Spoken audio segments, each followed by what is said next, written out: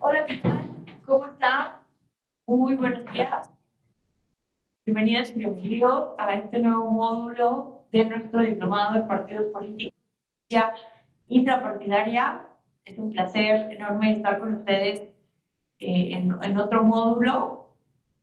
Ustedes acaban de pasar por conocer, estudiar la evolución del sistema de partidos políticos.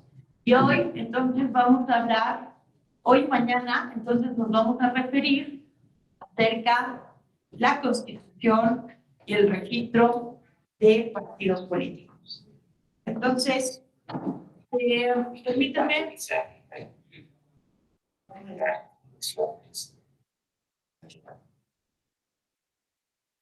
Entonces, permítanme empezar a compartir la presentación.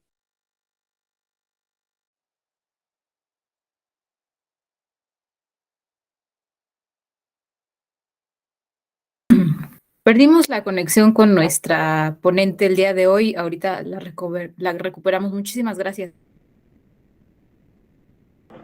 Gracias.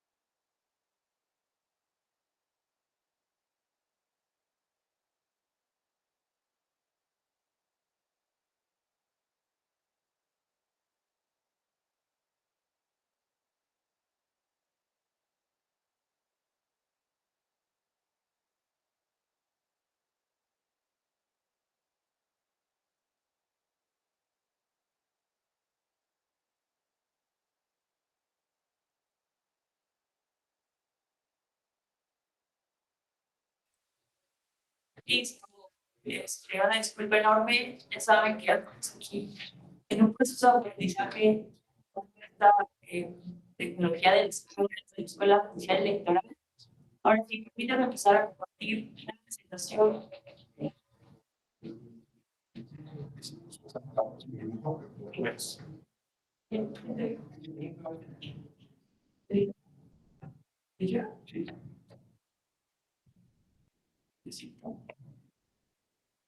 En un momento.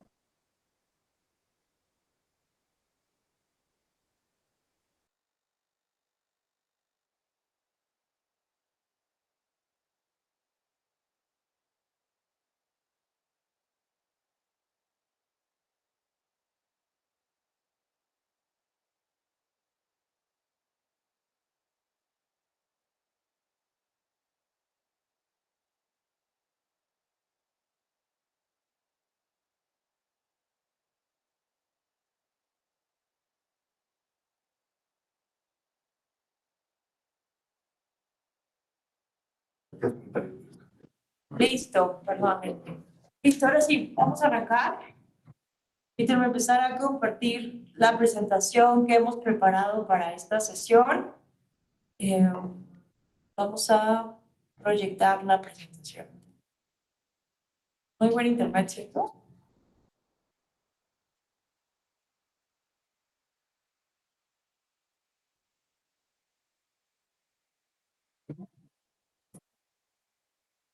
Una pregunta, ¿ustedes me escuchan bien?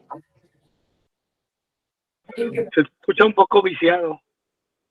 escucha viciado? A ver, vamos a tratar de arreglar el audio. Sí, Ale, buenos días a todas y a todos. En esa aula existe un problema ahí del audio. Ya lo han estado revisando y lo que ahorita estamos haciendo es que en la primer fila, Ale, trates como de hablar un poquito más fuerte para que no se vicie, como que cuando empiezas a hablar un poquito quedito, se empieza como a entrecortar. Entonces, ya lo están tratando de solucionar ahí. Eso es una cosa que estamos tratando de solucionar con las aulas. Muchísimas gracias. Moni, y si me muevo de aula o algo así, no se puede, no hay otra aula disponible, ¿verdad? ¿Quién sabe? Lo que podrías hacer es entrar desde tu equipo para no utilizar el audio del aula. Ah, mejor. Espera. Me voy a conectar. Por ejemplo, ahí ahorita te oyes bien. ¿Así? Ah, bueno. Ajá, ahí. Ok, entonces vamos a seguir así. Si cualquier cosa me avisan y me conecto al otro. Solo hablar Sí, un ahorita poquito es más ahí. fuerte. Ajá, Ok. es un poquito que le aumentes a tu rango de voz. Gracias. Lo que no veo, Moni, es que se cargue la presentación. ¿No habrá buen internet o algo así? O sea, tú te ves bien. Si fuera algo del internet, perderíamos tu señal. Que este Prezi como que no carga. Mm, También dependerá si están ocupando las otras aulas. Igual puede ser que la banda ancha esté ahí teniendo como algún problema. Déjame lo checo con Alex y te aviso. Gracias.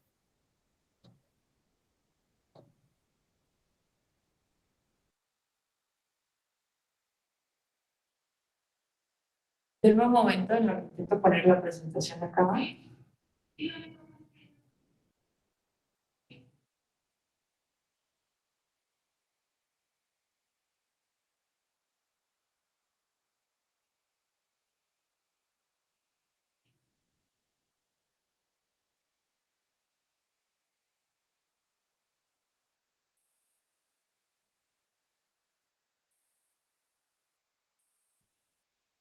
Todo esto.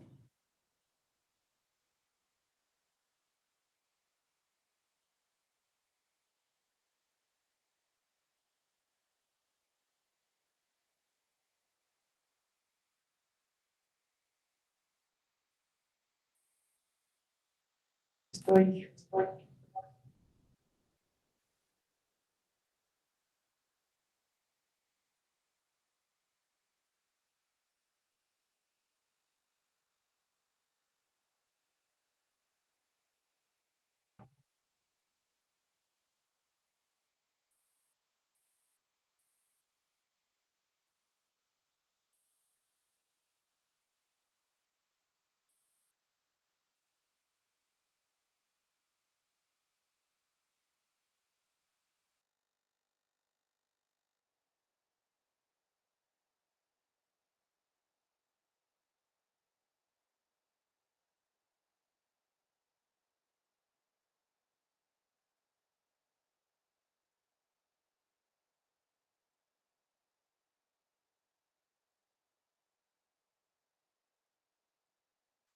Bueno, pues vamos a. En tu equipo tienes que silenciar, tienes que mutear tu sonido del equipo, en Ya, donde dice altavoces y auriculares, ahí, para que no se oiga el eco. ya lo Listo. gracias. Pero sí hay mal internet porque no puede, no se proyecta bien la presentación. O sea, como que no carga bien, pero bueno, vamos a intentarlo así.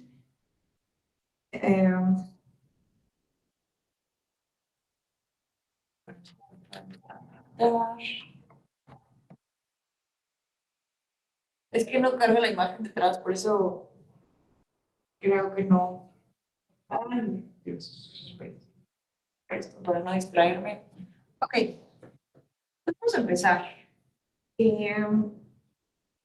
Miren, vamos a hablar acerca del registro y constitución de los partidos políticos. ¿Qué vamos a ver en estas dos sesiones? Vamos a ver en un primer momento cuál ha sido la evolución normativa, es decir, cómo han variado los requisitos para registrar y constituir un nuevo partido político en México. Después vamos a analizar los requisitos y las etapas actuales.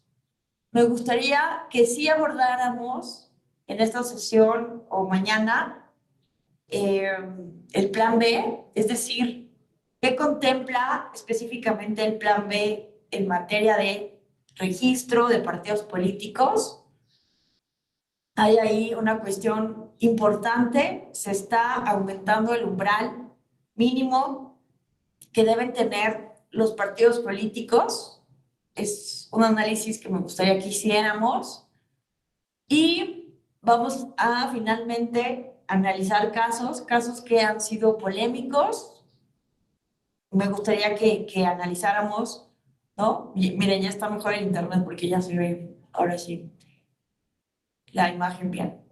Entonces, también me gustaría que analizáramos, pues, los casos polémicos, por qué sí y por qué no, en el contexto del registro de México Libre y el Partido Encuentro Social, por qué se permitió el registro de uno y de otro no. Entonces, hubo mucha polémica, ¿no? Se ha dicho que en un caso el tribunal fue garantista y que en otro fue muy duro, ¿no? Pero a mí me parece que sí hay argumentos jurídicos de peso para justificar el por qué un partido tuvo registro y por qué el otro no.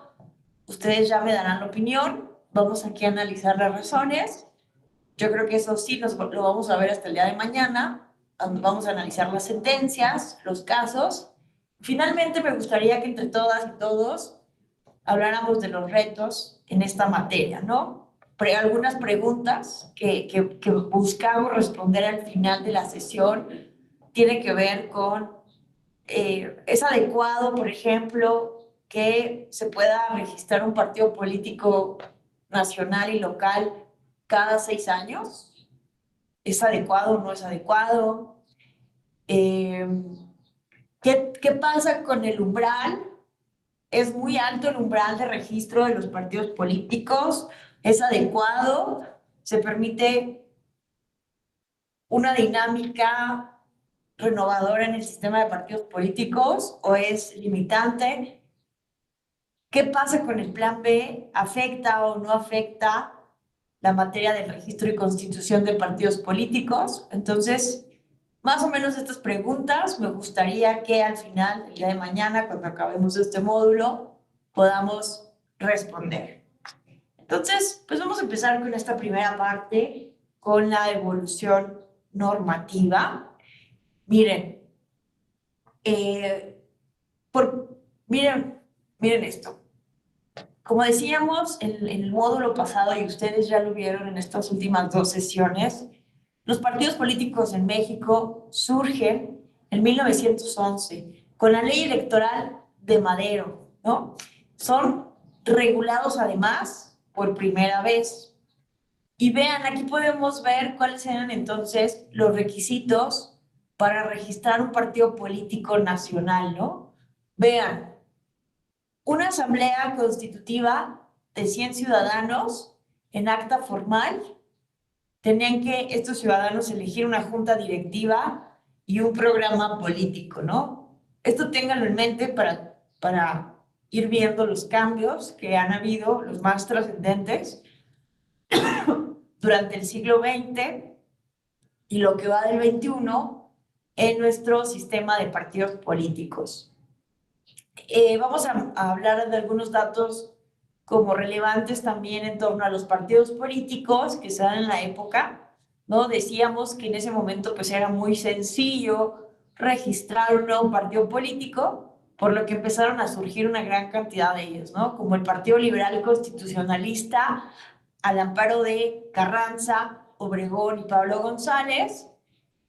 Pero vean, aquí podemos ver, ¿no? Una característica sobresaliente de nuestro sistema de partidos, ¿no? Que ante una diferencia, ante una disputa, ¿no? Entre los líderes revolucionarios, Carranza y Obregón, ¿no? Carranza no quería que Obregón fuera su sucesor presidencial. En ese sentido, pues se crea Carranza, el Partido Cooperatista Nacional, ¿no? Como dato también importante, vean cómo en 1919 se funda el Partido Comunista Mexicano, pero vamos a ver que durante la mayor parte del régimen pues estuvo sin registro oficial. Y vean, en 1920, justamente ante pues esta disputa entre Carranza y Obregón, pues, y que no quería que fuera, ¿no?, nominado por el Partido Liberal Constitucionalista, pues Obregón se lanza a sí mismo. Y vean esto, porque esto es muy curioso, ¿no? Porque justamente vean que en nuestro régimen constitucional la figura de las candidaturas independientes estaba permitida. Pero ¿qué pasaba? Pues como era tan fácil registrar un partido político, pues no era como lo usual, ¿no? Que una persona pensara entonces por una alternativa como la candidatura independiente. Vamos a decirlo en términos coloquiales, como que estaba de moda crear partidos políticos, ¿no? Porque incluso pues empezaron a proliferar una gran cantidad de ellos. Entonces, en un inicio, Obregón se lanza a sí mismo a la candidatura a la presidencia de la República, pero después, en un segundo momento, es apoyado por todos, por el Partido Liberal Constitucionalista, el Laborista y el Socialista de Yucatán. Y vean qué pasa aquí, ¿no? Porque, pues, gana, ¿no? En esas elecciones Álvaro Obregón, termina su periodo presidencial y es aquí cuando llega de presidente Plutarco Elías Calles. ¿Y qué pasa con Plutarco Elías Calles? Esto me parece muy relevante para analizar el tema de la reelección legislativa, que aunque no es nuestro tema, me parece que es fundamental, ¿no? Porque lo que quiero que veamos son las tendencias de los líderes políticos ya en este momento de centralizar el poder político, ¿no? Y vean, aquí hay una cuestión fundamental. Después de la presidencia de Obregón, pues viene Plutarco Elías Calles, ¿no? Y Obregón, ¿no? Plutarco Elías Calles quería que Álvaro Obregón fuera su sucesor presidencial, pero evidentemente pues estaba prohibida la reelección presidencial, ¿no? Ya había tenido un periodo. ¿Y qué pasa? Como presidente, Plutarco Elías Calles, vean esto, reforma la Constitución política para permitir la reelección presidencial no sucesiva, ¿no? Es decir, pudiendo hacerse en un periodo posterior, ¿no? Algo así como lo que sucede en Brasil, ¿no? Que Lula, el actual presidente de Brasil, pues ya ha estado como presidente en 2 periodos anteriores. En Brasil te puedes reelegir por un periodo de manera sucesiva y después de dejar descansar un periodo, pero volver a lanzarte, ¿no? Algo así es lo que se reguló, digámoslo, en términos coloquiales, en este momento de la historia de México. Pero ¿qué ocurre? ¿Qué ocurre? Pues en el contexto, ¿verdad?, de la guerra cristera y todas las cuestiones que hay detrás de las tensiones políticas, es asesinado Álvaro Obregón en 1929, ¿no? Y tenemos entonces este momento importantísimo como un aliciente fundamental para que Plutarco Elías Calles fundara el Partido Nacional Revolucionario como el primer antecedente del PRI, ¿no? Y evidentemente había una idea de institucionalizar el poder político, que dejaran de ser los políticos pistoleros los que determinaran quién iba en un momento dado a ejercer el cargo público. Y entonces, pues se crea este partido, pero vean, ¿cuál era la intención de este partido? Ser un partido de partidos, es decir, aglutinar en un solo partido político de Estado a todos los partidos que se formaron en el contexto de la Revolución Mexicana, ¿no? Y entonces controlar desde la Ciudad de México pues las carreras políticas de los caudillos revolucionarios. Vean qué cosa, ¿no? Entonces, esto resulta muy interesante porque también estábamos hablando de la reelección, ¿no? Ante el malestar de la familia revolucionaria, hubo un gran malestar porque se decía que Calles y Obregón habían traicionado el espíritu, los principios de la Revolución Mexicana, sufragio efectivo, no reelección, que fue el lema, la bandera de Madero en la Revolución Mexicana, y que por cierto, como dato anecdótico, ¿no? Este lema de sufragio efectivo, no reelección, había sido la bandera de lucha en un primer momento por Porfirio Díaz, justo para protestar en contra de la reelección presidencial de Benito Juárez y de Sebastián Lerdo de Tejada, ¿no? Entonces, ahí están todas las ironías de la historia presentes. ¿Y qué pasa entonces ante el malestar de la familia revolucionaria por haber traicionado los principios de la revolución y haber reformado la Constitución para permitir la reelección presidencial? Pues vuelve a reformar la Constitución, pero ojo, desde 1917 la Constitución permitía la reelección legislativa.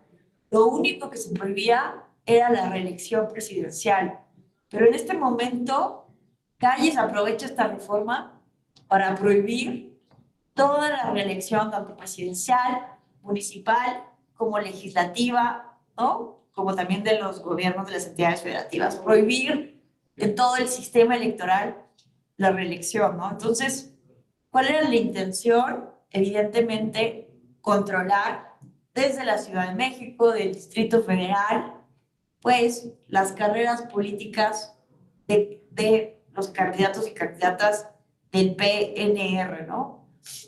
Porque pensemos en cuáles son los propósitos de la reelección legislativa, ¿no? Son dos básicamente, cuando está bien diseñada la reelección legislativa. En México hay una crítica importante porque se dice que está descafeinada.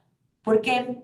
Porque para acceder a la reelección se necesita ser nominado por el mismo partido político que te lanzó. Entonces, a menos que renuncies, ¿no?, a este partido político antes de la mitad de tu periodo, de lo contrario, sigues atado de manos al partido político. Cuando la reelección legislativa está bien diseñada, bueno, la reelección también municipal, cuando está bien diseñada la reelección, la idea es que tú respondas a la ciudadanía que va a ser la que en un primer momento decide si te lanzas o no te lanzas a la reelección, ¿no? Por eso es tan importante, por ejemplo, pues que existan elecciones primarias, en algunos casos abiertas, ¿no? Las PASO, y obligatorias. Pero bueno, ese es otro tema.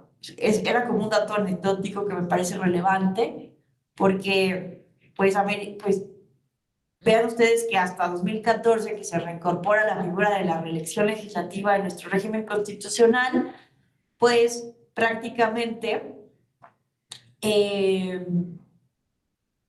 junto con Costa Rica y Filipinas, México no formaba parte de la normalidad democrática de todo el mundo, porque todos los países, con excepción de estos tres que acabo de mencionar, no cuentan con la figura de la reelección legislativa. ¿Qué permite la reelección legislativa?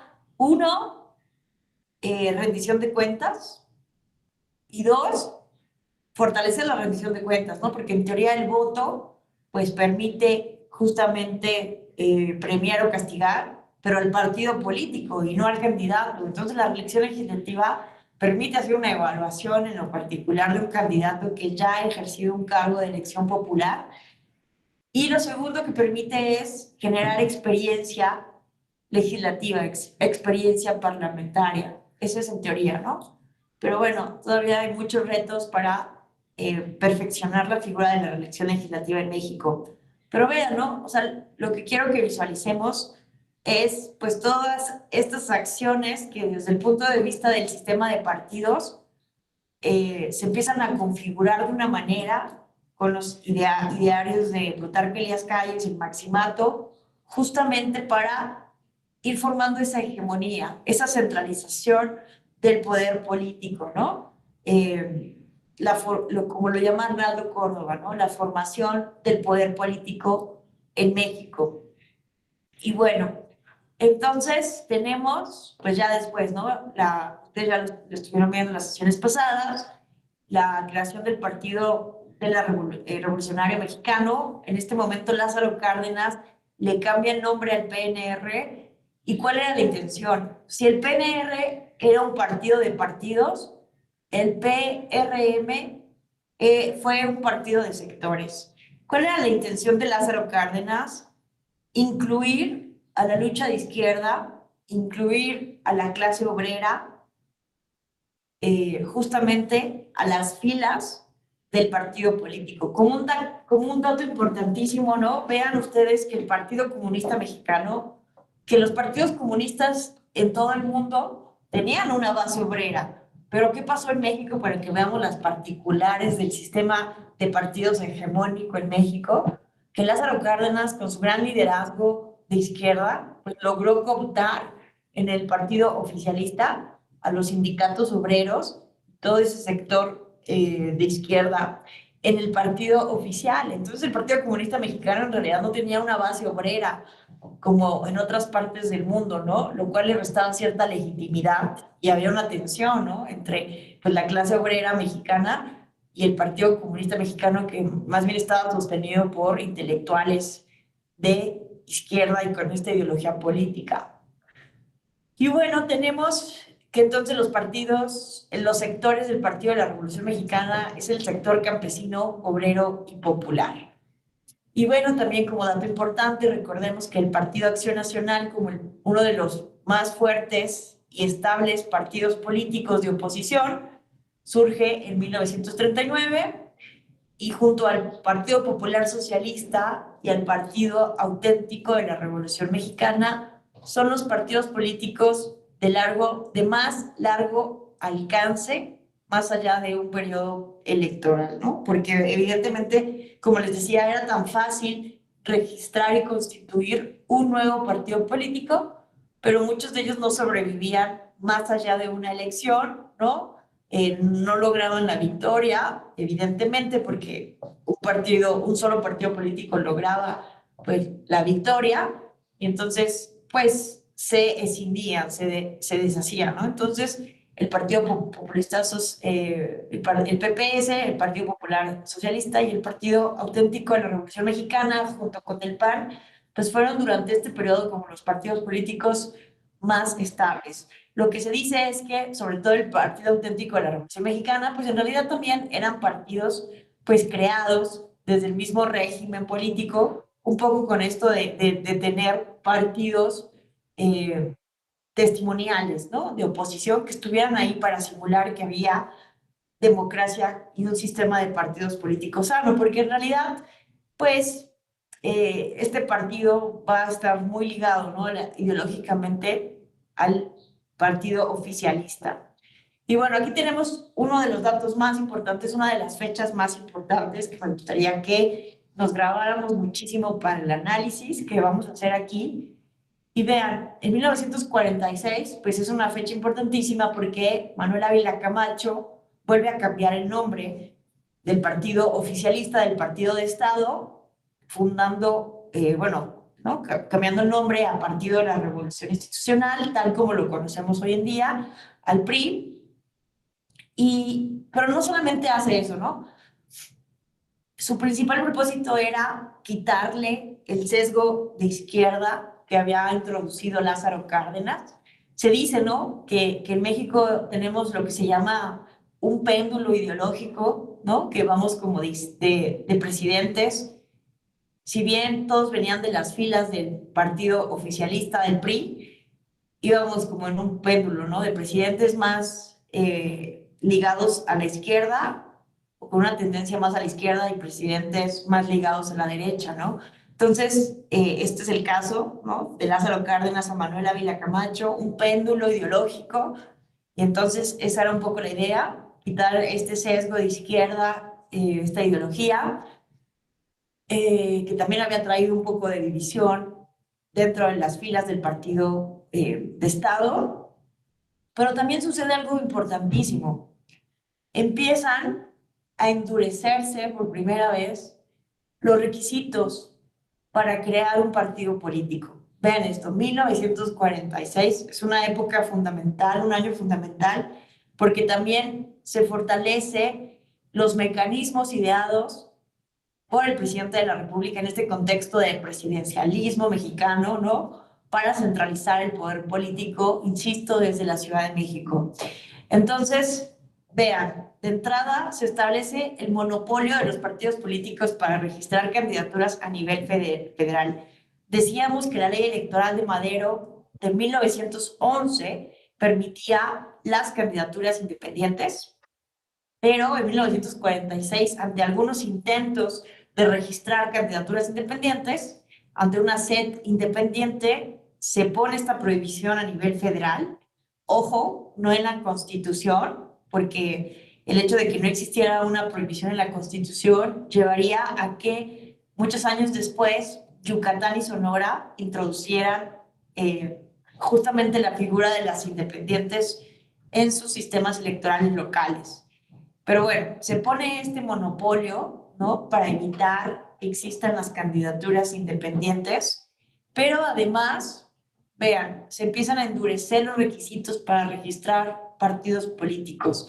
De entrada, un partido ya debía registrarse ante la Secretaría de Gobernación y vean estos requisitos.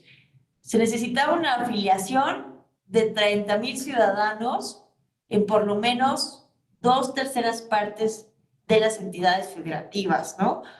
Vamos a ver ahorita cuáles son los requisitos actuales, pero pongan esta imagen, ¿no? De 30,000 ciudadanos que hoy en día lo que pide la Ley General de Partidos Políticos es una cantidad de 3,000 ciudadanos, ¿no? En al menos 20 entidades federativas o 3,000 ciudadanos en 200 distritos electorales. Si hacemos una multiplicación, tenemos que se requiere un mínimo con esta dispersión territorial de 60,000, ¿no?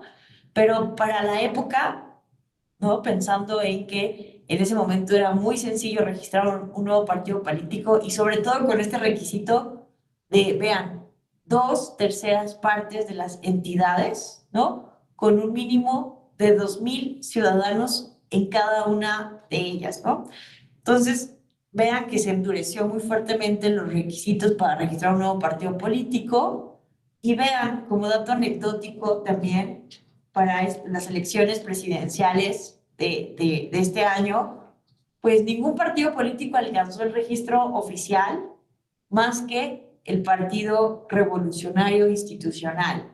Era el único que lograba esta afiliación de estos ciudadanos y entonces el PRI, el partido oficialista, tuvo que hacer la Secretaría de Gobernación tuvo que hacer una excepción para registrar otros partidos políticos que no alcanzaran esto para poder tener cierta competencia electoral, ¿no? En fin, y vean, para 1952, en este momento se registraron, ¿no? Con esta excepción, 10 partidos políticos, ¿no? Fue una concesión hecha por el régimen porque si no, iba a pasar de manera adelantada lo que ocurre en 1976, en que hay un candidato único a la presidencia de la República con José López Portillo, ¿no? Que fue justamente uno de los hechos que agotaron al sistema político y electoral mexicano, ¿no? Fue la gota que derramó el vaso, que solamente hubiera un candidato a la presidencia de la República por, evidentemente, el PRI. ¿Y qué pasa entonces? De estos 10 partidos que se registran en 1946 para 1952, con las reglas de la ley electoral, disminuye de manera sostenida el número de partidos políticos a 5, ¿no? Y entonces viene después, vean, este yo creo que es el momento histórico del requisito más alto que hemos tenido para registrar un partido político, 1954. Con esta reforma se eleva, vean, a 75,000 afiliados en cada 2/3 de las entidades y con un mínimo de 2,500 en cada una de ellas. Entonces, un dato, ¿no? Importante. Hoy en día, a ver, pensemos, a ver, ¿quién me ayuda a hacer como el cálculo? Hoy en día, pues, ¿no? ¿Cuáles serían 2/3 partes de las entidades federativas? Si tenemos 32, 32 entre 3, bueno, no es exacto, pero más o menos, ¿cuántas entidades serían 2/3 partes? Si es 33, serían 11, como 22, ¿no? Está un poquito más, entonces, más elevado justamente del requisito actual, ¿no? Pero insisto, ¿no? Actualmente se pide 60,000 afiliados con esta distribución que les acabo de mencionar, por lo que mencionamos hace un momento, que ahorita vamos a estudiar con calma. Pero bueno, actualmente también hay otro piso mínimo que es muchísimo más alto que esto de los 75,000 afiliados con el requisito de la dispersión territorial, porque se necesita cumplir con el punto 26% del padrón electoral, ¿no? Ahorita analizamos qué significa este punto 26% del padrón electoral. Y bueno, tenemos este dato que me parece importantísimo también, para que mencionemos la falta, la completa falta, la ausencia de oposición. Vean que entonces, de 1955 a 1965, únicamente hubieron 32 curules en la oposición, ¿no? Ganados por este sistema de mayoría relativa. Aquí todavía no introducíamos ni la figura del diputado del partido, ni la figura de la representación proporcional. Entonces, durante todo este periodo, la oposición, vean, representó el 6,2%, ¿no? Entonces, algo realmente bajo, ¿no? La oposición pues no era permitida en el régimen político. Entonces, ante las diferentes, ¿verdad?, tensiones, demandas, en 1963 se da esta primera concesión, lo que, por ejemplo, Soledad Loaiza llama, ¿no? ¿Cómo lo llama? Gradualismo político. Vamos a ver que nuestra transición democrática se caracteriza por ser un gradualismo político, ¿no? Que poco a poco se fue liberalizando el sistema, permitiendo la existencia de oposición y de competencia real, pero poquito a poquito, ¿no? Abriendo poco a poco las oportunidades, ¿no? Entonces, en 1963 se creó esta figura de diputado de partido que va a ir permitiendo mayor presencia de diputaciones de oposición en el Congreso de la Unión, en la Cámara de Diputaciones específicamente. Y vean, del periodo de 1964 a 1976, con la reforma de 1954, que eleva a 75,000 afiliados estos requisitos, se estabiliza en 4 partidos políticos nacionales: el PRI, el PAN, el PPS y el Partido Auténtico de la Revolución Mexicana. Y bueno, pues tenemos aquí 2 importantes fechas, ¿no? 1968, un año terrible en la historia de nuestro país.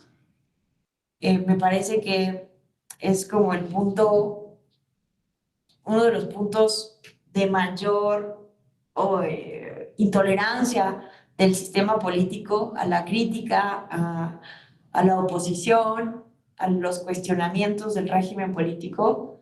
Y después, justamente después de lo que ocurre en 1968, pues se va a ramificar la lucha, ¿no?, en contra del régimen político y se va a radicalizar, ¿no? Se va a radicalizar justamente, vamos a entrar en este periodo de guerrillas, ¿no? Que si no hay entonces vías institucionales para competir legítimamente en contra del régimen político, pues se empiezan a radicalizar, ¿no? Las oposiciones, las guerrillas, y entonces, pues no es casualidad, ¿no?, que se dé este periodo de la guerra sucia. Hace poco veía un dato muy escalofriante, justamente después del sismo de 1985, en lo que era, pues, como la oficina de policía, ¿no?, de la Ciudad de México, del Distrito Federal. Cuando se cae ese edificio, pues se encuentran restos humanos, pero que no eran víctimas del temblor, sino que justamente pues eran víctimas de tortura, ¿no?, del régimen político de la época. Entonces, no hablamos muchísimo, no se habla más bien de este periodo de la historia de la Guerra Sucia, de la radicalización de la oposición, y pues esto da cuenta de que el régimen político, el sistema de partido hegemónico, pues estaba llegando a su fin, estaba agotándose, ¿no? Estaba completamente agotado. Y es aquí cuando vemos entonces lo que decíamos, que en 1976, en esta elección presidencial, llega un único candidato a la presidencia de la República, José López Portillo. El Partido Comunista Mexicano lanza como candidato a Valentín Campa, pero como les decía, el Partido Comunista Mexicano no tenía registro legal, y es entonces la razón por la cual pues es como testimonial solamente su candidatura. El único candidato legal era José López Portillo, y vean este dato: la abstención creció 9 veces y los votos nulos crecieron 5 veces, ¿no? O sea, ya no había credibilidad en el sistema político mexicano, y es aquí, ¿no?, que entramos en la etapa de esta importantísima reforma de 1977, ¿no?, que los especialistas en transición democrática están de acuerdo en que es la reforma que permite a México iniciar este proceso de transición democrática.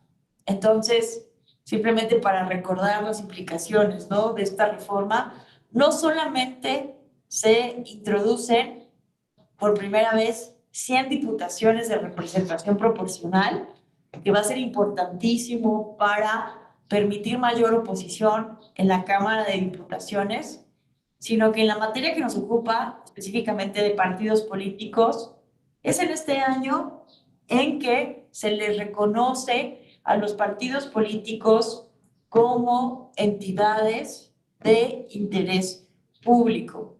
Y vean, estábamos hablando de que en el 46 y en el 54 se habían endurecido los requisitos para registrar nuevos partidos políticos, pero vean qué pasa. En el 77, justo en el contexto de esta reforma político-electoral,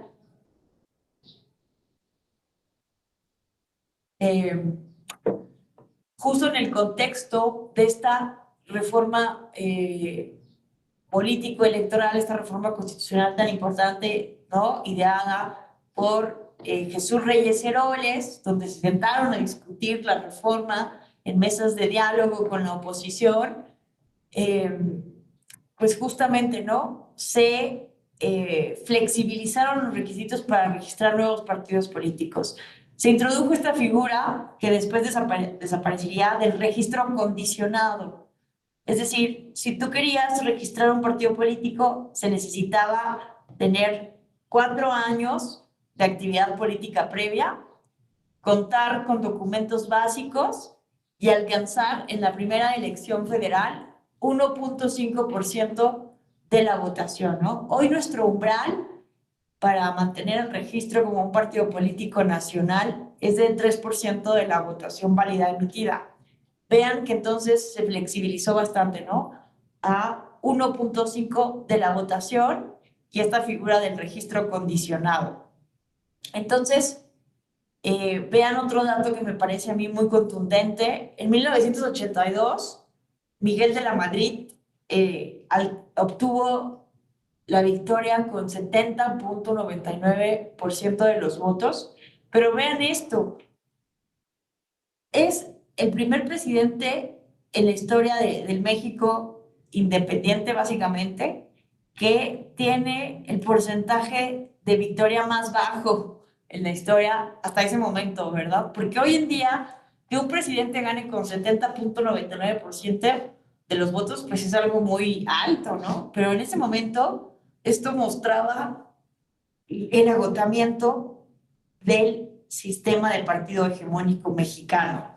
Y entonces, ¿qué ocurre?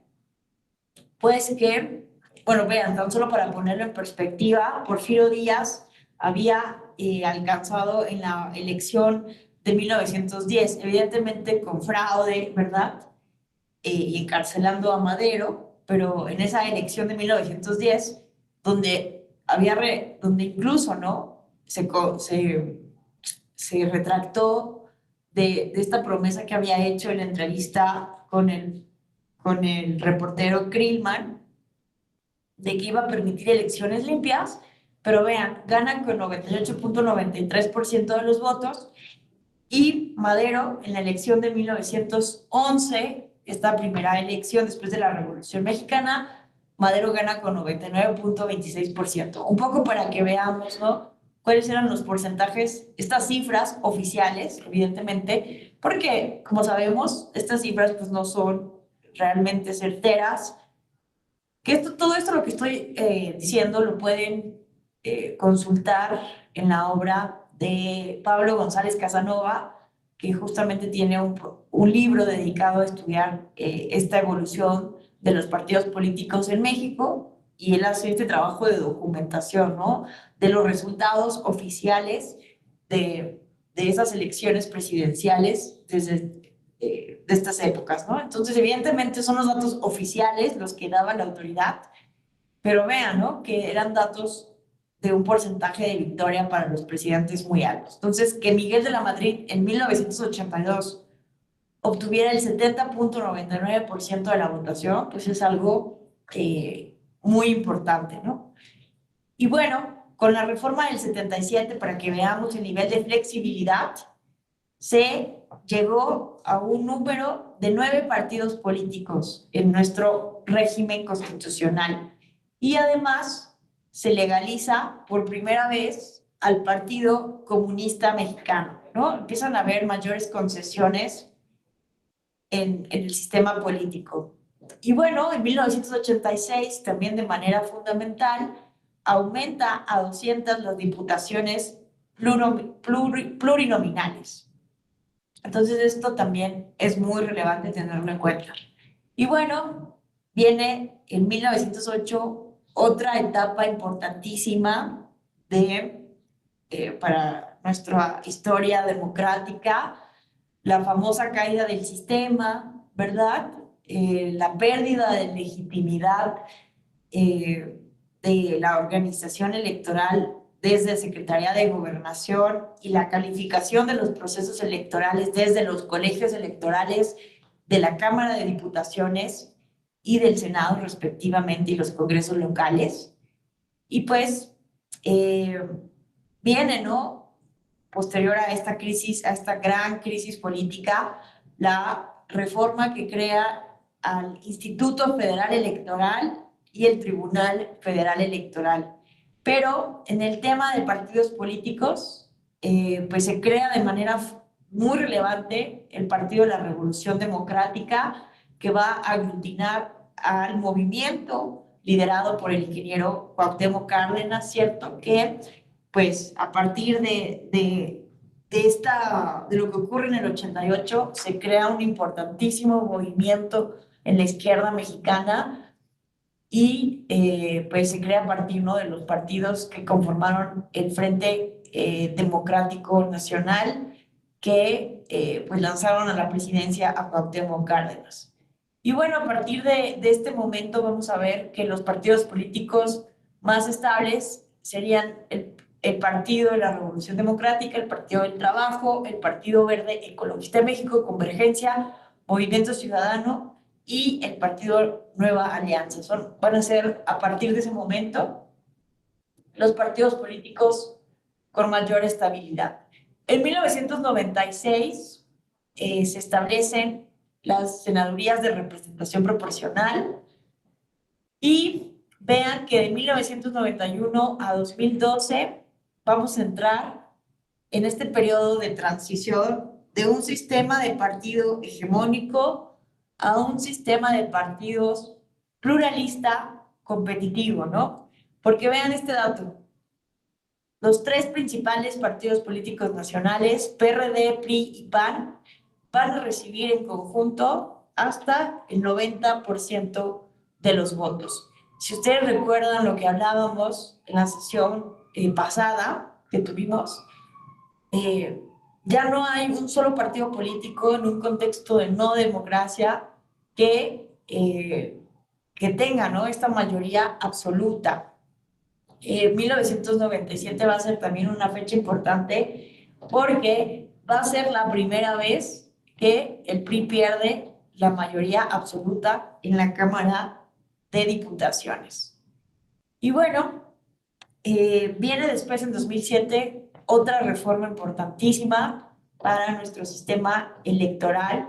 En 2007 se establece el monopolio constitucional de las candidaturas del partido político.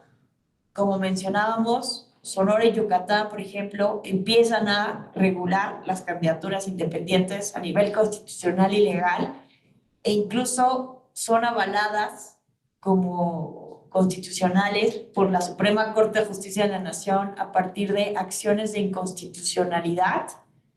Y es entonces, ¿no?, que el legislador federal establece este monopolio, pero a nivel constitucional, ¿no? Entonces, PRI, PAN y PRD, como los tres principales partidos políticos que se repartían los escaños en el Congreso de la Unión, pues acuerdan prohibir las candidaturas independientes.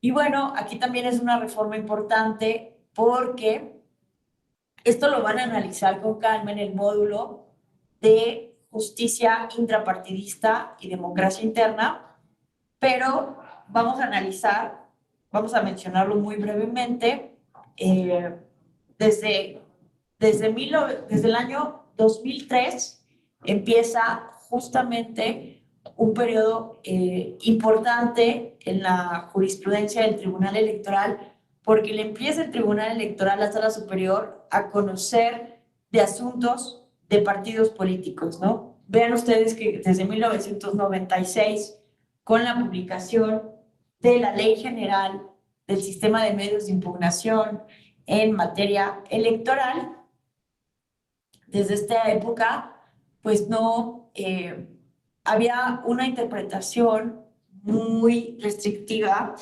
sobre la procedencia del juicio para la protección de los derechos político-electorales de la ciudadanía, el famoso JDC. Había una interpretación muy restrictiva, muy formalista, y se entendía que el JDC no era procedente para conocer de presuntas violaciones de los derechos de las militancias de los partidos políticos, ¿no? ¿Y qué pasa?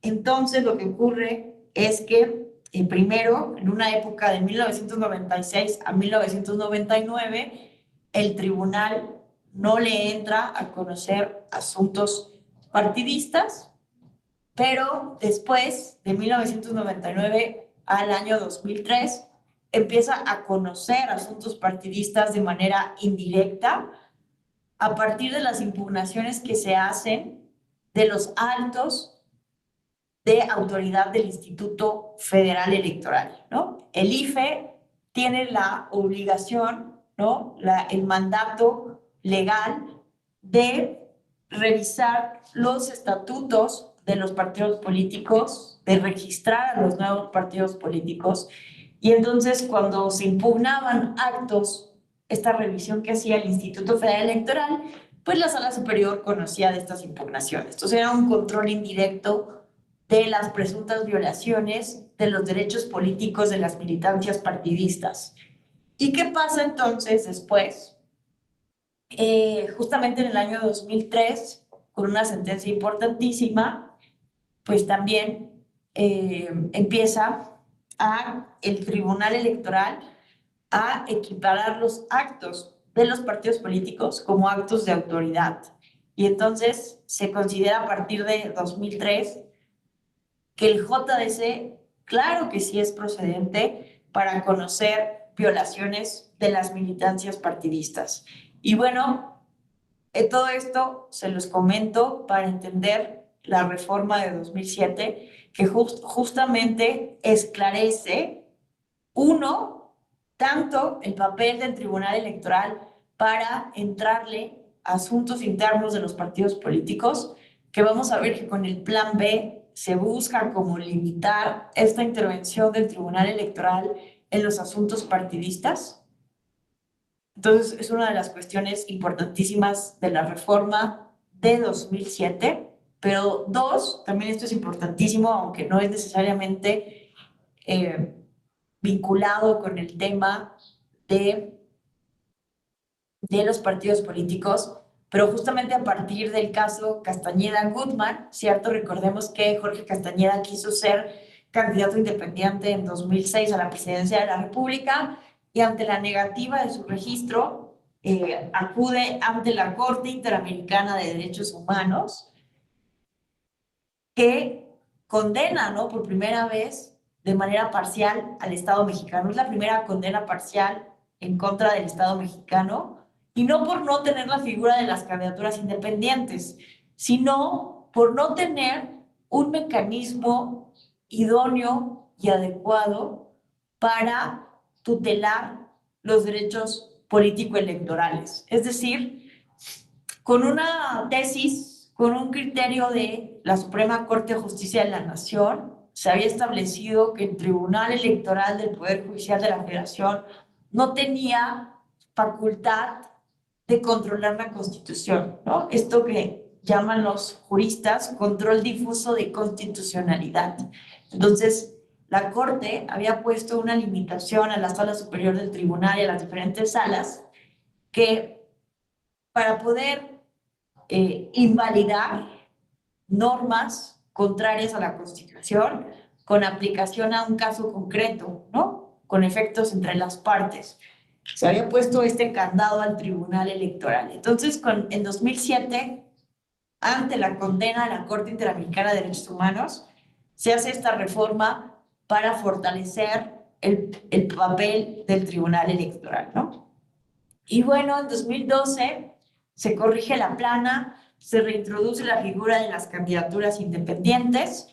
Fue una iniciativa de Felipe Calderón, ¿no?, que influyó evidentemente este juicio de Jorge Castañeda. Y bueno, ¿pero qué pasó? También 2012 es un año importantísimo del inicio de la erosión del sistema tripartita que teníamos, ¿no? Como mencionábamos, el PRI, el PAN y el PRD concentraban el 90% de los votos en las elecciones de diputaciones. Y vean que en 2015 el PRI, PAN y PRD solo concentraban el 61% de los votos, ¿no? Entonces, va a haber aquí una transformación importantísima en nuestro sistema de partidos. Y bueno, en 2014 también es otra reforma importante que debemos mencionar para el tema de partidos políticos. Se establece el umbral para registrar nuevos partidos políticos en 3% de la votación válida emitida. Se reintroduce, como decíamos, la figura de la reelección legislativa y se publica nuestra actual Ley General de Partidos Políticos. Entonces, vean esto. ¿Cuáles son los requisitos actuales para registrar un partido político que se establece justamente en la Ley General de Partidos Políticos en 2014? lo que mencionábamos, 3,000 militantes en al menos 20 entidades federativas o bien 300 en por lo menos 200 distritos. Generalmente se prefiere esto último, hacer 300 asambleas en 200 distritos porque es mucho más fácil, ¿no? Juntar a 300 ciudadanos por distrito, por estos 200 distritos, que juntar, imagínense, 3,000 personas en 20 entidades federativas. Generalmente se prefiere lo segundo, se les hace más sencillo manejarlo así a quienes han logrado exitosamente el registro de un nuevo partido político. Y vean, tenemos esto. O sea, esto es como un requisito mínimo de dispersión territorial, de dispersión geográfica, pero vean, en realidad el piso mínimo de afiliados, afiliadas, que debe tener un partido político es este, el punto 26% del padrón electoral. Entonces, vean, vamos a hacer el análisis, lo vamos a poner aquí, vean. Bueno, espérenme tantito. Quiero que hagamos este análisis. Ah,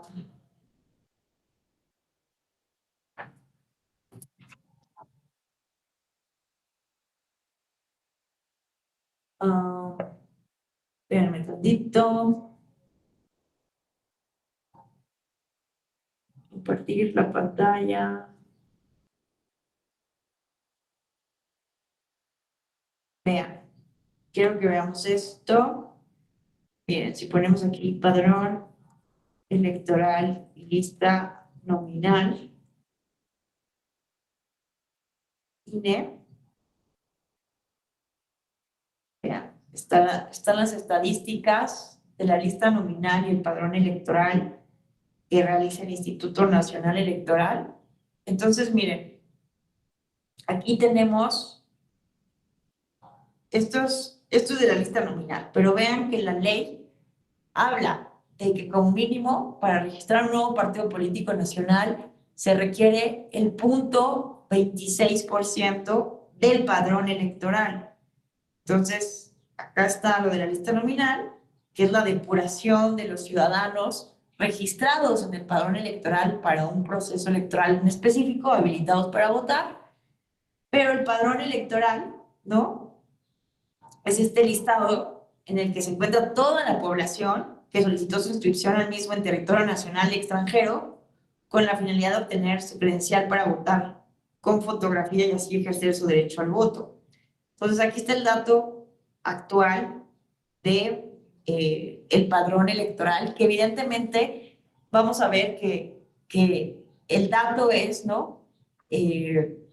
Con el número de personas inscritas en el padrón electoral al mes de enero del año siguiente de una elección presidencial a nivel federal para registrar un partido político nacional o al mes de enero siguiente de una elección de gubernatura y en el caso de México de la jefatura de gobierno de la Ciudad de México, ¿verdad? Entonces, bueno, aquí siempre se puede consultar, ¿no? Los resultados, bueno, las estadísticas del padrón y la lista nominal, pero a ver, ¿quién me ayuda a sacar el punto 26%? ¿Cuánto es este punto 26%? ¿Quién se anima a hacer el cálculo?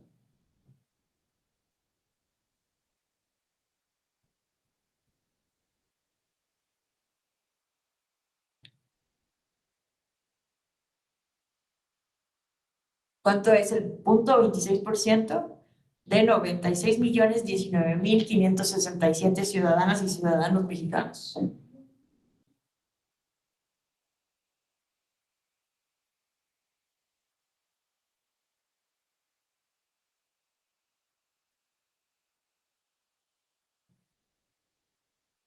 Y el que me lo diga queda exento, ¿no es cierto?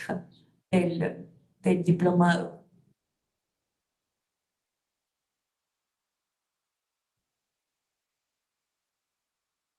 Muchísimas gracias, Fabiola. ¿No? Entonces, tenemos que ¿Segura que es el 0.26% este? Segurísima, segurísima, segurísima.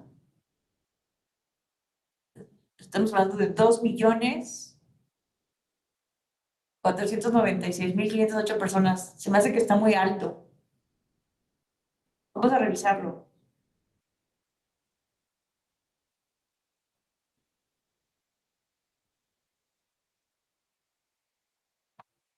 Exacto, ¿no? Faltó aquí dividir entre 100. Justo, ese es el dato correcto, ¿no? Es 249.000. Vamos a redondearlo, 250.000 ciudadanos, ¿no?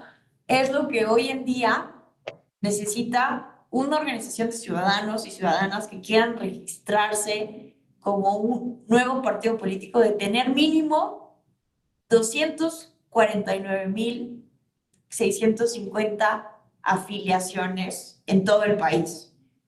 Pero, insisto, ¿no? Déjenme regresar a la otra presentación en un momento.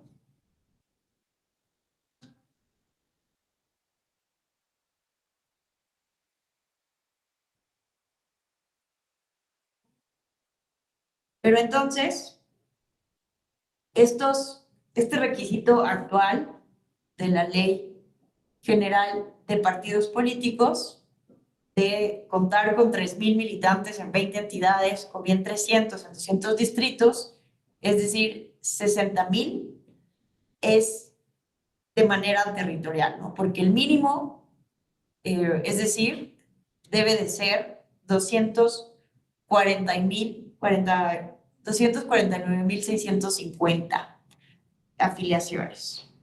Y bueno, vamos a ver que con el plan B básicamente se está duplicando, se está proponiendo pasar de este 0.26% del padrón electoral al 0.52%. Y ahorita vamos a ver estas implicaciones, ¿no? Entre hoy y mañana vamos a ver entonces las implicaciones de este plan B. Y bueno, con la reforma de 2014 se estabilizó a 5.6 partidos, PRI, PAN, a 5.6 partidos efectivos. En ciencia política hay unas cifras que se utilizan muy, muy seguido para hablar de los partidos políticos efectivos, porque puede haber un registro mayor o menor de partidos políticos, pero ¿cuáles son los partidos que efectivamente tienen poder de decisión en el Congreso de la Unión? En 2015 teníamos 5.6 partidos políticos, ¿no?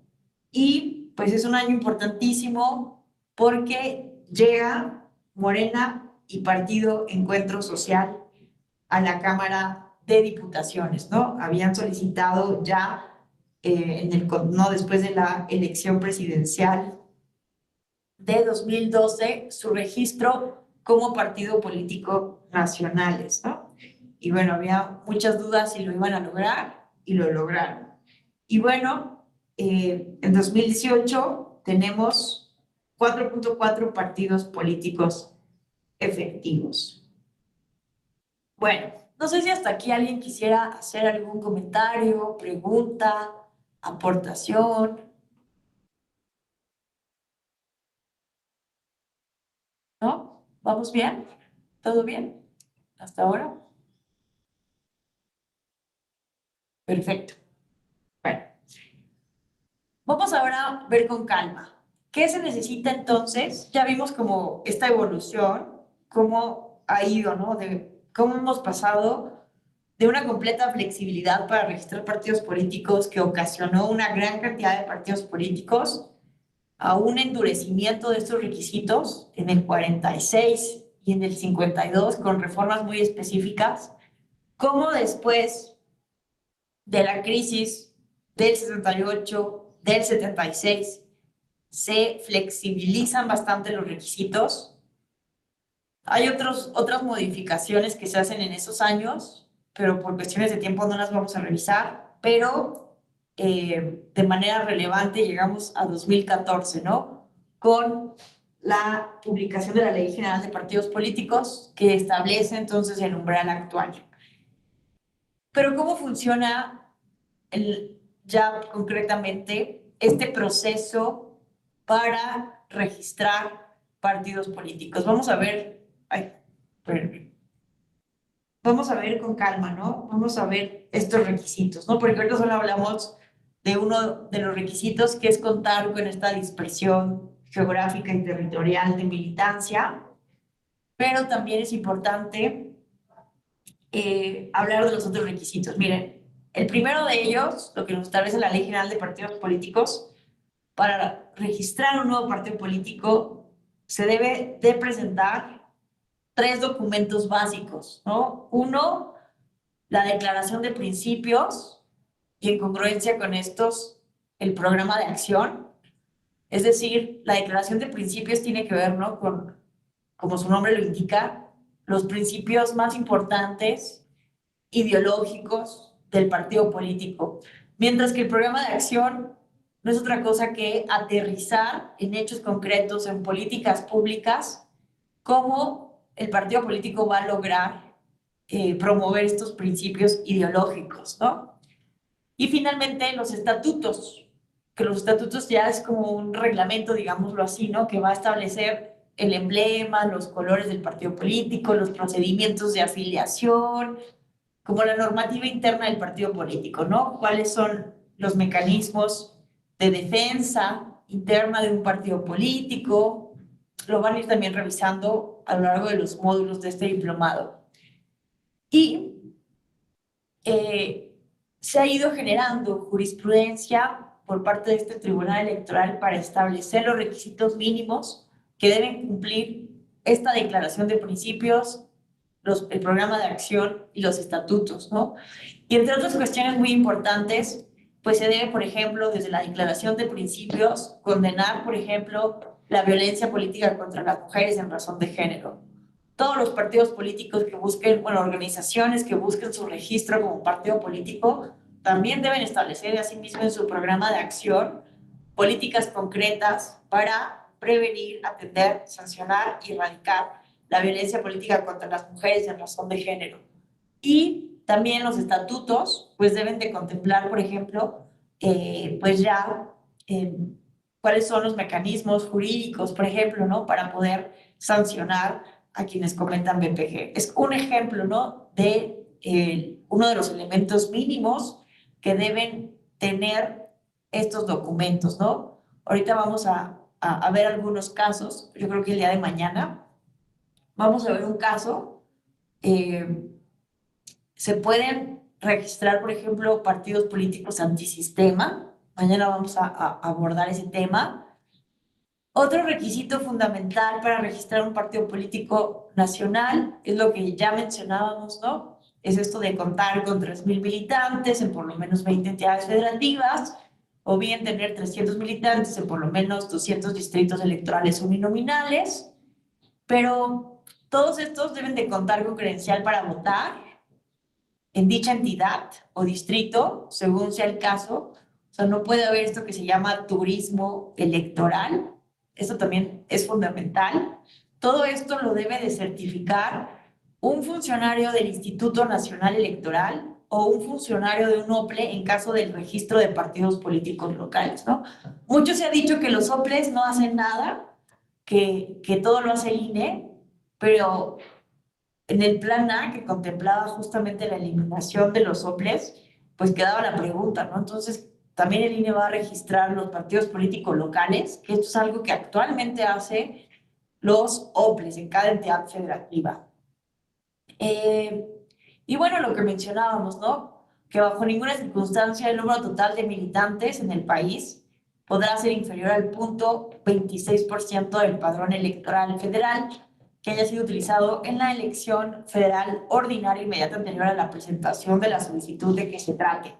Bueno, esta corrección es importante, ¿no? Yo les estaba diciendo que el padrón electoral actualizado al mes de enero del año siguiente de la elección, pero vean esta precisión, que más bien es la actualización, ¿no? Más bien que es el número de ciudadanos registrados en el padrón electoral que se utilizó en la elección ordinaria anterior.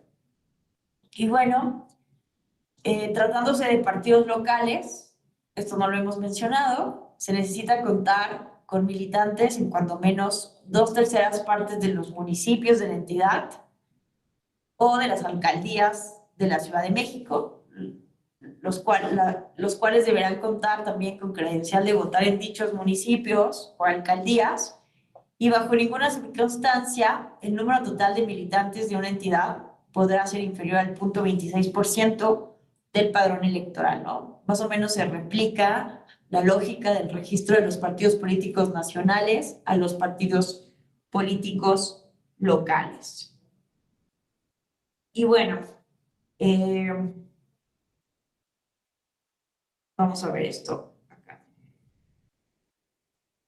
Ay, ¿por qué? Así.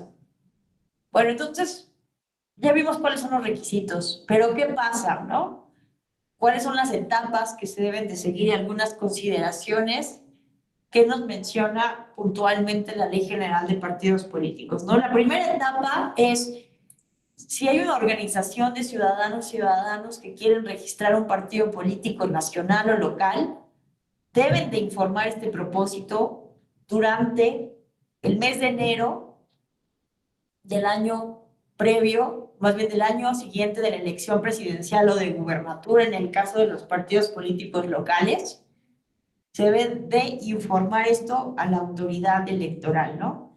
Y a partir de que se da este aviso de formar una nueva organización partidista, vean esto, empiezan las obligaciones en materia de fiscalización.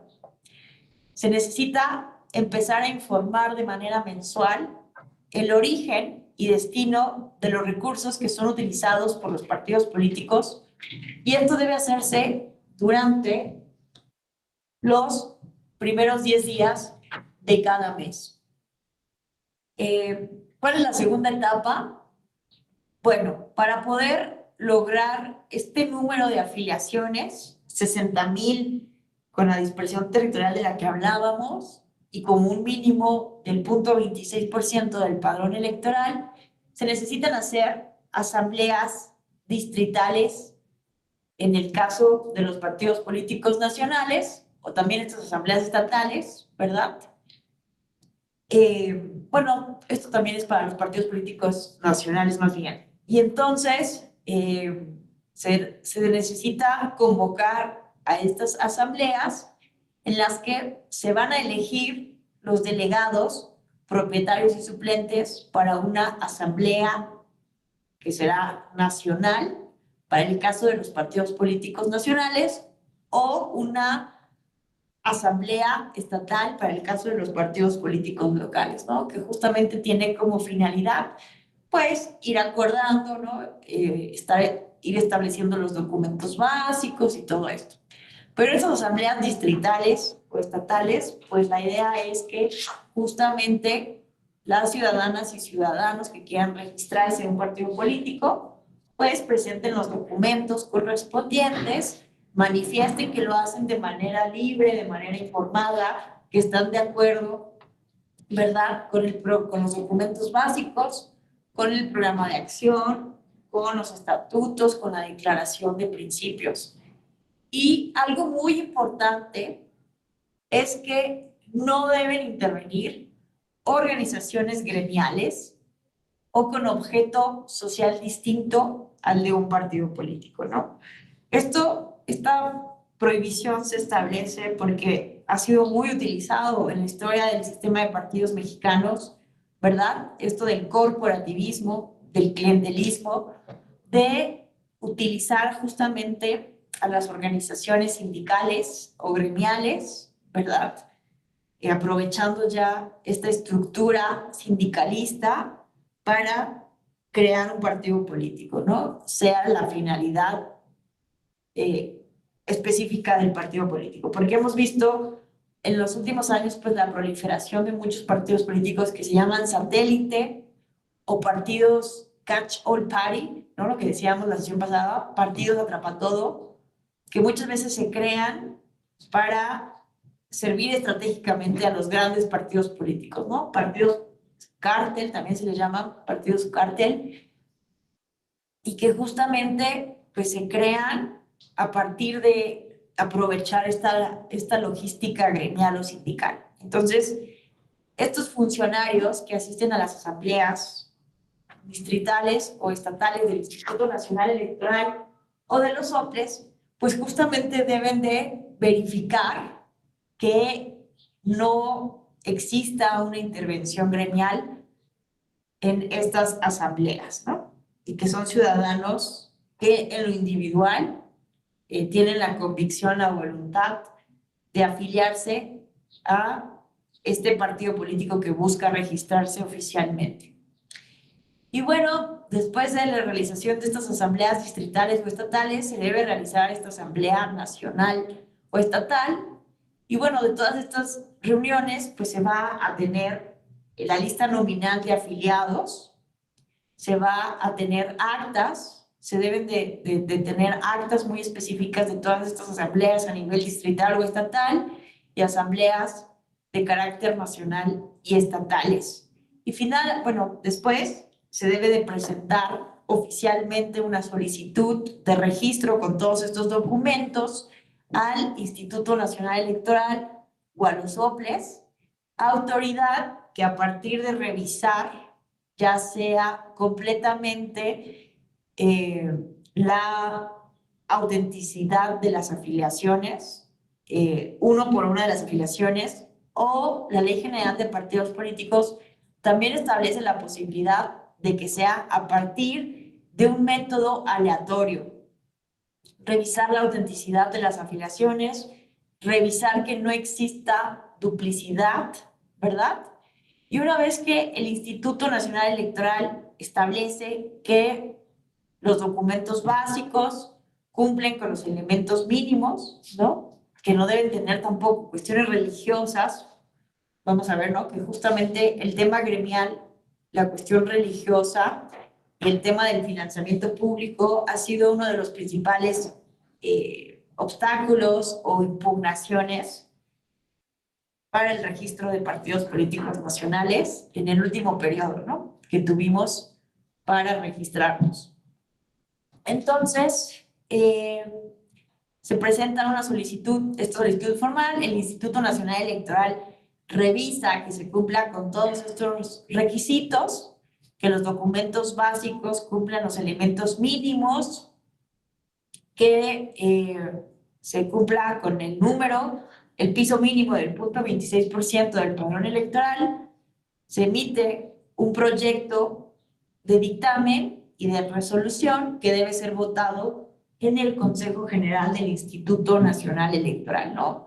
Y una vez que se aprueba, se establece un certificado oficial de registro de un partido político nacional y en caso de negativa, pues se debe de fundar y de motivar las razones de por qué no se alcanza el registro como partido político nacional, ¿no? Y tienen oportunidad sus integrantes, evidentemente, de presentar una impugnación ante las autoridades jurisdiccionales correspondientes. El Instituto Nacional Electoral tiene un plazo, ¿no? A partir de que se presenta esta solicitud, un plazo de 60 días para hacer este dictamen y resolver sobre el registro o no de un partido político. Entonces, no sé si hasta aquí alguien quisiera hacer alguna pregunta, aportación, comentario.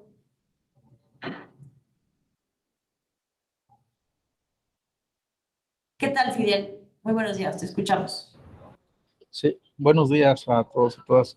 Sí, doctora, en este caso, para el registro en la constitución de partidos políticos, la cuestión de la fiscalización de la que usted nos hablaba es un aspecto importante para que de cierta manera pueda proceder el registro del partido político, porque aquí en la exposición que usted nos mostraba, estos informes de fiscalización pues prácticamente inician desde el momento de la manifestación de intención. Entonces, me parece que los requisitos también creo que son muy rigurosos y es muy común que las organizaciones ciudadanas que pretendan constituirse como partidos políticos pues cumplan, ¿verdad? Porque dentro de las asambleas que son fiscalizadas, pues creo que tienen que informar aspectos, pues hasta de cuántas aguas, si llegaron en carros. Entonces, qué tanto el tema de la fiscalización de cierta manera tiene que ser predominante o minuciosa para la constitución del partido político? Porque, pues efectivamente, considero que una vez que se cumpla con todos los requisitos, pues el órgano, el Instituto Nacional Electoral, pues debe de emitir este dictamen. Ahora, ¿existe un medio legal para poderse amparar las organizaciones ciudadanas contra esta determinación del INE en este caso? Eso sería mi intervención. Muchas gracias. Muchísimas gracias, Fidel. Qué importante esto que mencionas, el tema de la fiscalización. Y sí, es una cuestión muy rigurosa, ¿no? Porque recordemos, ¿no?, que desde el 77 los partidos políticos son entidades de interés público y reciben una importante suma de financiamiento público, ¿no? Y por mandato constitucional, el financiamiento público debe ser superior siempre al financiamiento privado que reciben los partidos políticos, ¿no? Hay un mandato constitucional, una exigencia muy clara de que se debe de evitar la intervención de personas con intereses contrarios a la Constitución en estas organizaciones y todo dinero ilegal, ¿no?, que pueda tratar de financiar a los partidos políticos. Entonces, es muy riguroso y vamos a ver justamente mañana que en el caso de la organización que quería registrarse como México Libre, no sé si recordarán, que fue muy polémico, vamos a analizar la sentencia, pero justamente cuando presentan sus informes de fiscalización, muchas de las aportaciones de quienes aspiraban a ser militantes se hicieron a través de la aplicación. ¿Cómo se llama esta aplicación para pagar? Eso me olvidó. Clip. Muchas gracias, Fabiola. Entonces, se pidió, ¿no? Evidentemente esta aplicación pues no menciona el nombre de la persona que está haciendo la aportación. Las reglas en materia de fiscalización son muy precisas. Para hacer una aportación a un partido político y hacer un gasto, se necesita hacer a través de una transferencia electrónica. Los montos de gastos que se hagan por efectivo debe ser lo mínimo, ¿no? Y entonces, como la organización se negó a dar la información de quiénes eran las personas que estaban a partir de tarjetas de débito o de crédito haciendo aportaciones al partido político, pues la ley electoral era muy clara y se le negó su registro como partido político nacional, porque básicamente el número de asambleas en las que se utilizó este método de financiamiento fue algo importante para determinar cumplir con los requisitos legales. Mañana lo vamos a analizar, pero solamente esto es un ejemplo puntual que muestra, ¿no?, cómo si se quiere registrar un partido político, considerando que van a recibir financiamiento público y que son entidades de interés público, pues deben de tener muchísimo cuidado. Y como lo mencionas muy bien, Fidel, pues sí, ¿no?, estas son como cuestiones muy anecdóticas de que tener muy puntual, ¿no? No pueden ahí poner una taquiza, grupos musicales, como para llamar la atención y convocar a las personas, ¿no?, que vayan, porque lo que se trata ahí es que las personas vayan de manera voluntaria, ¿no? Entonces, pues tiene que ser muy clara la organización con los gastos que se están haciendo en esas asambleas, ¿no? En qué local se está estableciendo, cuánto costó ese local, si hay agüitas, como dices, si hay café, si hay galletas, todo eso se debe de reportar muy puntualmente. Entonces, es algo importantísimo, ¿no? Y que vamos a ver que ha impedido a algunas organizaciones, pues, su registro. Vamos a ver qué nos menciona acá Julio César Curiel. Dice, para el caso de asambleas distritales, ¿cuál es el objeto de las mismas y qué es lo que la autoridad vigila en esas asambleas?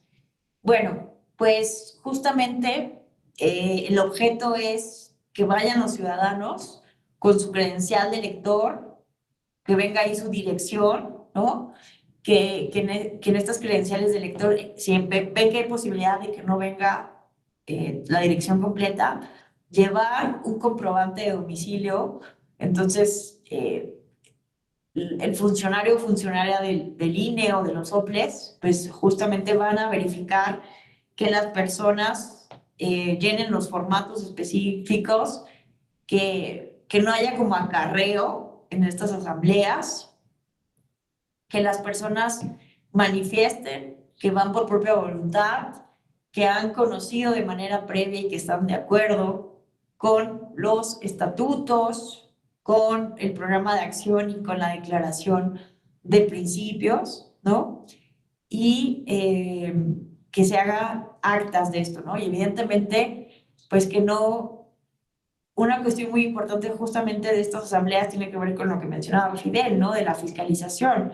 El funcionario del IFE justamente va a ver más o menos cuántos recursos están utilizando, qué tipo de mobiliario está utilizando, de cuestiones de agua, ¿no? Como decíamos, agua, café, libretas, papelería, qué se está utilizando para ver que realmente esto sea reportado por las autoridades, por la organización ciudadana. Básicamente ese es el objetivo, como de una primera convocación, ¿no? Una primera convocatoria de las organizaciones para que se cumplan y se realicen estas primeras listas nominales de personas afiliadas. Entonces, nos dice también Julio César, y entonces para el caso de solicitar el registro se puede optar por cualquiera de las tres opciones. No, no, no. Aquí, qué bueno que preguntas esto, Julio César, porque solo hay dos opciones para estas asambleas, para reunir esta cantidad. Que tú me juntes, ¿no? 60,000 ciudadanos, ya sea a partir, o sea, lo mínimo que debe de haber a manera territorial son 60,000 ciudadanos en 20 entidades federativas, o sea, 3,000 ciudadanos en 20 entidades federativas, o 300 ciudadanos en 200 distritos. Eso es lo mínimo. Siempre va a haber más, pero esto es lo mínimo que deben de cumplir de manera territorial. A lo mejor en una entidad federativa se da un supuesto, bueno, vamos a pensar en el otro supuesto que es el más usado, en juntar a 300 personas en 200 distritos electorales. Entonces, pensemos que en 100 distritos no juntaron 300, sino que juntaron 700 personas, 800. Siempre va a haber más, pero esto es un piso mínimo de dispersión territorial por distrito, porque lo mínimo, ya en términos globales, debe ser el 0.26% del padrón electoral, que es 249,000. O sea que de esto vamos a hacer la resta. ¿Cuánto es 249,000 menos 650? Más bien, ¿cuánto es 249,650 menos 60,000? ¿Quién me ayuda a hacer la resta? ¿Qué son? 180,000. ¿Quién nos da el dato preciso para hacer el ejercicio y intentar que esto quede mucho más claro? ¿Podría repetir la resta, por favor? Sí, 249,650 menos 60,000. Muchas gracias, Julio César. Entonces, miren, Correcto. para que se entienda mejor esto, que es un poco confuso y no, a lo mejor no lo he explicado de manera clara, 60,000 ciudadanos deben ser afiliados de esta manera, ya sea con 3,000 ciudadanos en 20 entidades o con 300 en 200 distritos. Y el resto, 189,650, pueden estar afiliados en donde sea. Pero lo mínimo es esto, 249,650. Fabiola, te escuchamos. Muy buenos días. Hola, ¿qué tal? Buenos días. Una disculpa porque no puedo activar mi cámara. Yo trabajo en el INE. Me tocó llevar de cerca el registro de partidos políticos en el pasado periodo que fue en 2020. Magnífico. Y precisamente, como usted lo comenta, para recabar los requisitos, pues tienen que cumplir a fuerzas o las 20 asambleas estatales o las 200 asambleas distritales con el número de personas que se dice como mínimo, porque sí puede haber asambleas estatales que sean 5,000 o distritales que sean 300, 400 personas. Y para el tema de las afiliaciones en el resto del país, que así se le denominó, se utilizó una aplicación móvil que diseñó el INE y también se utilizó el régimen de excepción, pero solamente en los distritos en los que se calificó como de alta marginación. Entonces, nada más era como mi aportación.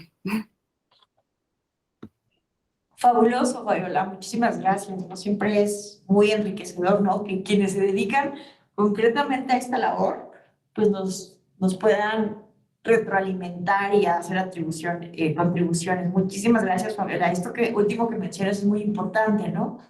A partir de las aplicaciones que realiza e instrumenta el Instituto Nacional Electoral, ¿no? Que es más popular o hemos tenido como más conocimiento de estas aplicaciones para el registro, por ejemplo, ¿no? De las candidaturas independientes, donde también aplica este régimen de excepción, ¿no? Y me parece importante también resaltarlo, ¿no? Porque hay entidades federativas, municipios, como lo dijo Fabiola, con un alto índice de marginalidad y que evidentemente, pues no todas las personas de estos municipios, de estas localidades, van a tener teléfonos móviles que sean adecuados para utilizar esta aplicación del INE o Internet.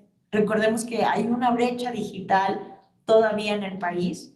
En las grandes ciudades de nuestro país, pues casi todas las ciudadanos contamos con Internet en nuestro celular, pero no es la realidad de todo el país. Entonces, esto se ha establecido, ¿no? Por acuerdo del Consejo General del INE, tanto para el tema del registro de nuevos partidos políticos como el tema de candidaturas independientes, que se pueda establecer este régimen de excepción y que sea a partir del papel, ¿no? De una revisión tradicional.